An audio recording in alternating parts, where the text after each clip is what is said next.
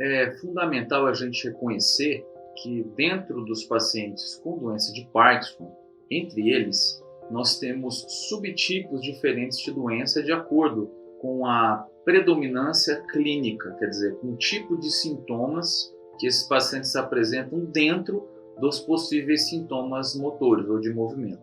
Existem pacientes em que predomina o tremor, existem pacientes em que predomina a lentidão, quer dizer, a bradicinesia e a rigidez.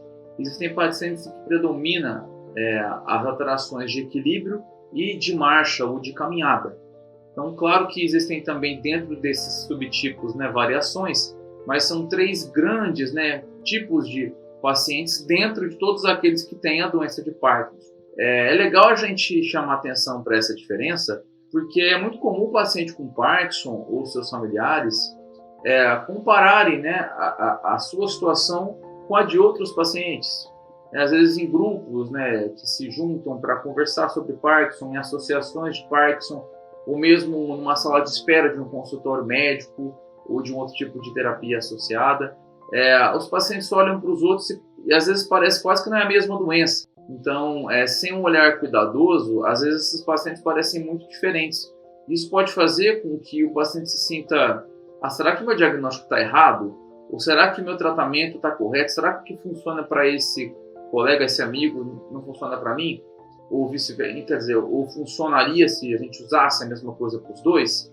Então, esse tipo de dúvida é muito comum no paciente que tem Parkinson e vai convivendo ao longo do tempo com outros. Sem contar que, por exemplo, é um pouco mais famoso, vamos falar assim, no senso comum, o sintoma do tremor no Parkinson. Então, quando o paciente, de repente, ele não tem tremor, ele pode ficar achando que ele nem tem Parkinson. Será que erraram o meu diagnóstico, É importante entender essa diferença entre os pacientes com Parkinson, e esses grandes grupos nos ajudam a compreender essa questão. Bom, falando novamente sobre a diferença de sintomas em pacientes diferentes da doença de Parkinson, dentro daqueles três grandes grupos, em que predomina o tremor, então em que predomina a lentidão, a bradicinesia e a rigidez, mas em que predominam os sintomas de equilíbrio e de caminhada.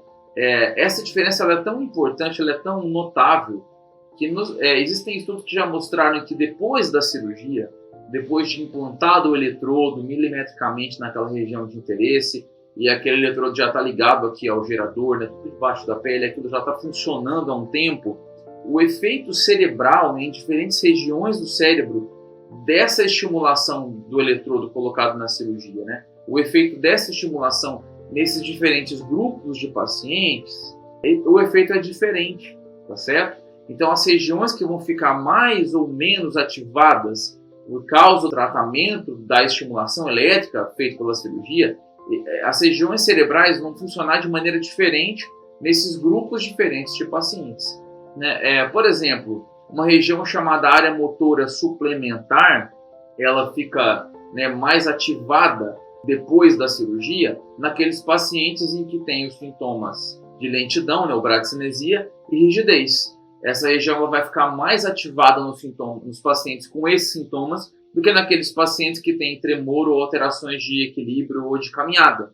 Outra região, chamada de área motora primária, ela fica mais ativada também nos pacientes que têm rigidez e bradicinesia ou lentidão em relação àqueles pacientes que têm tremor. O que faz um pouco de sentido se a gente pensar que essas regiões cerebrais que eu mencionei, para ser um pouco técnico, são regiões ligadas como se fosse a ordem para o movimento ser iniciado. E nos pacientes em que o movimento está mais lento ou mais difícil de acontecer, mais travado, é natural que a cirurgia libere um pouco mais essas áreas do que naqueles pacientes em que predomina o tremor, já que o tremor é quase que um excesso de movimento, é um movimento involuntário, em vez de ser uma falta de movimento. Bom, faz sentido, lógico, mas é interessante ver que pesquisas mostram essa diferença, e entendendo o tanto que o padrão de sintoma varia de um paciente para o outro, fica mais fácil do paciente entender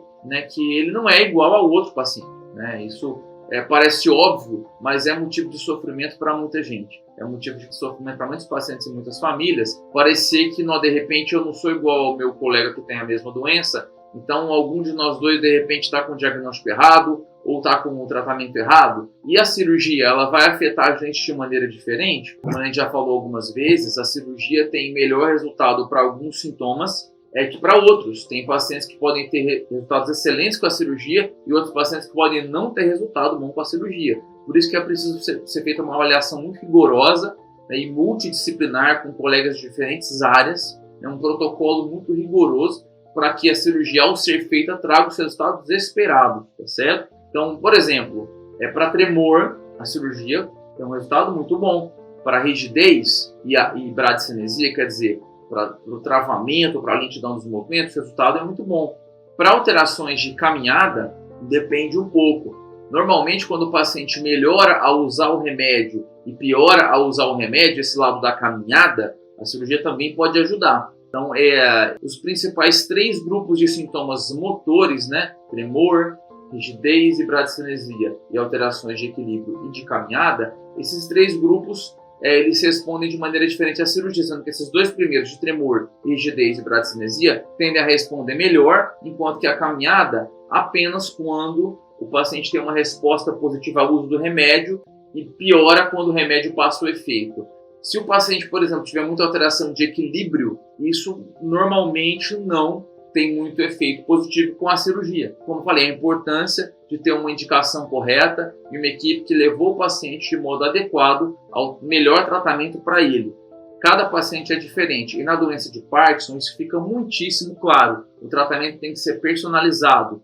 Cada um é um indivíduo que é diferente, parece óbvio, mas isso é fundamental, diferente do outro. Então, cuidado com generalizações, cuidado para considerar um tratamento de outra pessoa ao comparar com o seu próprio tratamento. O caminho pode ser bem distinto de um para o outro.